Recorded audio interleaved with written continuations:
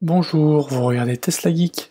Chez Tesla, chaque trimestre amène son lot de changements. Que ce soit des nouveautés dans la voiture, des changements de batterie, de moteur ou la provenance des véhicules. Ces sujets, je les ai déjà abordés dans plusieurs vidéos. Alors c'est sûr, le quatrième et dernier trimestre de l'année n'échappera pas à la règle. À l'heure où j'enregistre cette vidéo, Tesla n'a encore rien annoncé et n'annonce jamais grand chose d'ailleurs. Dans cette vidéo, je vous donne mes propositions de nouveautés. Par le passé, j'ai déjà vu juste. Nous verrons plus tard si ma boule de cristal fonctionne encore ou pas. A tout de suite.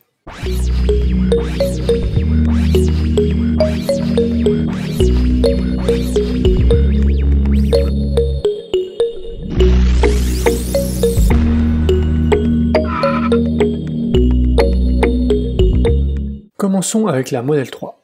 Je pense qu'au quatrième trimestre, toutes les Model 3 qui seront livrées en Europe continueront à venir de l'usine chinoise. Pourquoi ? Parce que la Giga Shanghai dispose de la capacité pour produire pour l'Asie et l'Europe, que le marché américain a bien besoin de toute la bande passante de l'usine de Fremont et que le soin apporté par les ouvriers chinois sur les assemblages correspond aux attentes des clients européens. Vous allez me dire, pourtant les long range sont promises avec une autonomie de 614 km WLTP grâce au pack Panasonic 82 kWh. Et les long range chinoises du troisième trimestre sont des 580 km WLTP, avec le pack LG 75 kWh. Comment est-ce possible ? Dans les documents d'homologation, un nouveau pack a fait son apparition il y a quelques semaines. Il s'agit d'un pack LG dénommé E5LD haute densité. Je pense qu'il sera lui aussi de 82 kWh et qu'il équipera les long range produites en Chine et fournira ainsi l'autonomie promise. On trouvera peut-être encore quelques long range avec le pack LG habituel, celui de 75 kWh et les fameux 580 km d'autonomie, dans la rubrique véhicules en stock avec une remise afin de liquider définitivement les derniers packs batterie. On aura la réponse avec les premières affectations de VIN qui devraient se faire à partir du 18 octobre pour connaître la provenance entre États-Unis et Chine. Ces mêmes documents révèlent l'existence d'un nouveau pack LFP60 que l'on suppose donc être de 60 kWh.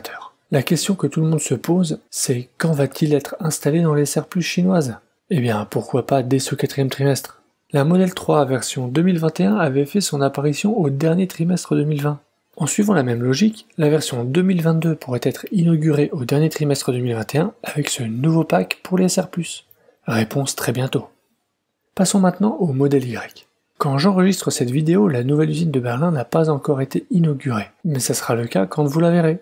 Celle-ci, ainsi que l'usine d'Austin, vont innover avec la production à l'aide de gigapress de pièces de châssis moulées. Là où avant il fallait souder 70 pièces, ça n'en sera plus qu'une.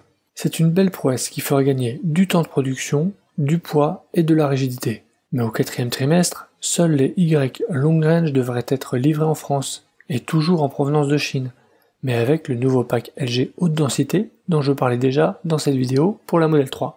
L'autonomie passera alors de 507 km à 542 km WLTP. Je pense que la Giga Berlin va commencer par produire la version performance du modèle Y. Ce modèle ayant moins de demandes, il permettra une montée en charge progressive de l'usine avant de récupérer la totalité de la production de Y à destination de l'Europe. Ce modèle performance pourrait embarquer les nouvelles cellules 4680 importées depuis l'usine de Cato Road en Californie. Mais la production est-elle suffisante pour couvrir tous les besoins ? D'autant plus que le Cybertruck va entrer en production aussi en 2022 et que lui en a vraiment besoin. Et je n'ai vu passer pour le moment aucun document d'homologation avec ce nouveau pack batterie pour un modèle Y. Un démarrage avec des cellules 2170 comme maintenant semble plus raisonnable, même si ça paraît dommage qu'une usine toute neuve ne puisse pas démarrer tout de suite avec la dernière technologie. 2022 pourrait aussi voir l'apparition d'une version SR du modèle Y avec la batterie LFP60 dont je parlais plus tôt pour la Model 3. Quant à la fameuse compacte, dont on ne connaît pas le nom, si, vous savez, celle que tout le monde appelle Model 2, même si Elon a dit de ne surtout pas l'appeler comme ça sinon il annule tout. Alors on hésite à dire Model A ou Model C, mais quand on dit Model 2, au moins on sait que tout le monde comprend de quoi on parle. Si elle pourrait être présentée dès 2022, je ne la vois pas sortir en production avant l'année suivante, voire 2024. Model S et Model X sont toujours affichés pour mi-2022 en Europe. Cependant, les livraisons ont commencé au Canada, premier pays hors États-Unis à les recevoir. On peut espérer que ces deux modèles rafraîchis arrivent peut-être un peu plus tôt en Europe.